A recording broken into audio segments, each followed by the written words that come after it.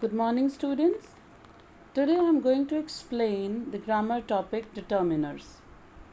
Before I start with types of determiners, it's really important to know that what are determiners. So, determiner is a word that introduces a noun. It always comes before a noun, not after it. And it also comes before any other adjective which is used to describe the noun. So it's clear that a determiner is used before a noun and it is used to modify a noun. Determiners are those words which are prefixed before nouns to determine their meaning. So it's clear that determiners determine the meaning of noun. So let's talk about its types. Types of determiners. So first type is articles, which are a, an, and the. Demonstratives, which are this, that, these, those. Possessives, my, your, his, her, its, their, are. Quantifiers, much, little, some, any, enough, all, whole, etc. Numerals, these are of three types: cardinal, ordinal, nominal, which I'll explain later. Distributives, each, every, either, neither. Interrogatives, which, what, whose. So let's talk about it one by one. First type is article. Article is a word that defines a noun as specific or unspecific. So as we know that there are three articles, a and an and the. A and an are used for indefinite noun, and other one which is the, that is called definite, that is used for definite one. So you can say that there are two indefinite articles which are a and an, and there is one definite article in English language, that is the. And it depends upon the sound when you use a or an. Basically, there are two articles, a and the, but they are used very often. This is most commonly used type of determiner. So let's talk about when to use a and when to use an. The word a, which becomes an when the next word begins with the vowel a, e, I, o, u. So through this you will understand that a is used with a is used before a noun which starts with consonant sound, and an is used with that noun which starts with the sound of these five vowels. Remember that you are talking about sound. We are not talking about spelling. So whenever you want to put a and an before the noun, just focus on the sound of that particular noun.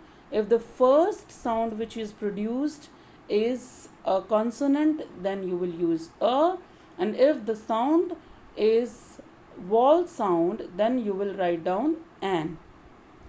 These two are called the definite articles. Why?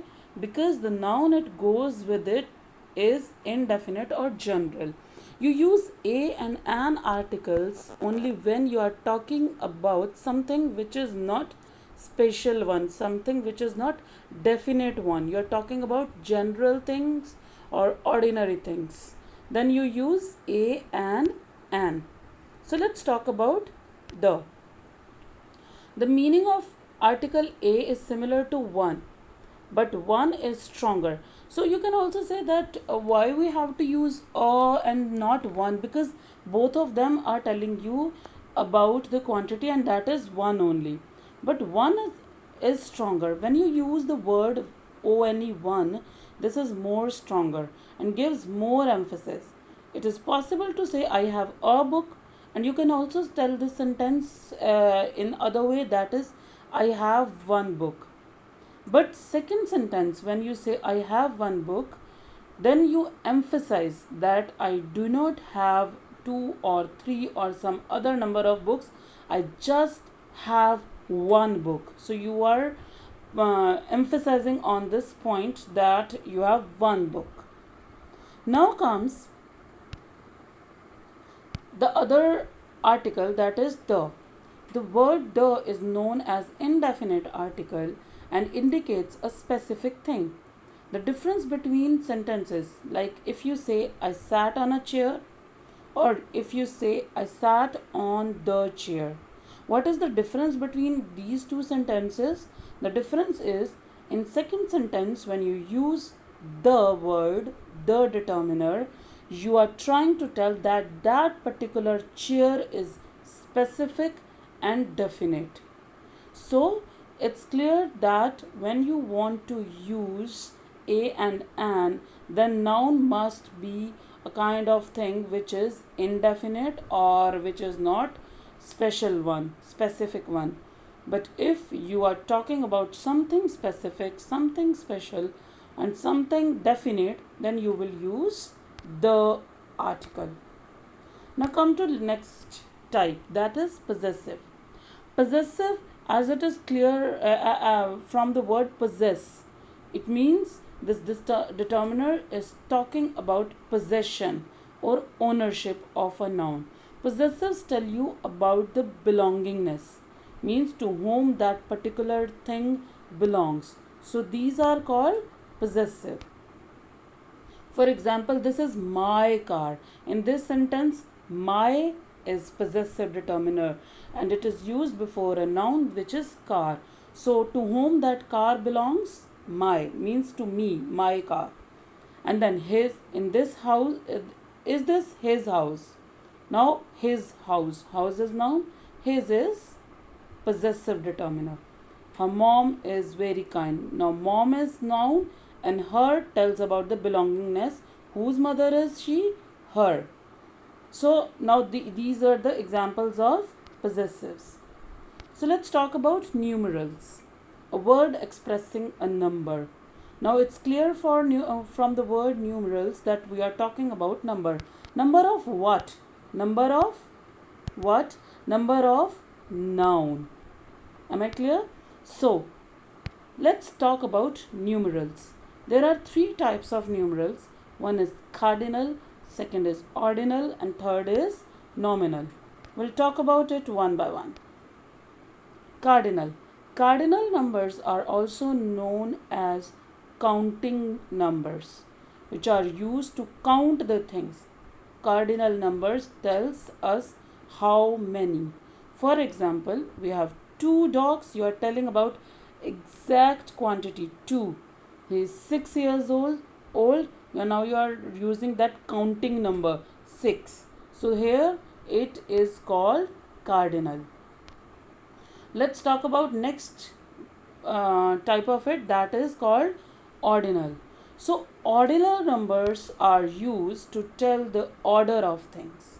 They tell us level or position in group. For example, this will be clear from the example. As you can see in example, I am third in line. Third. Now this is ordinal one because it is telling you about the order of the thing. He finished first in the race. So these are ordinal determiners. So let's talk about nominal. Nominal numbers are used to name and identify things.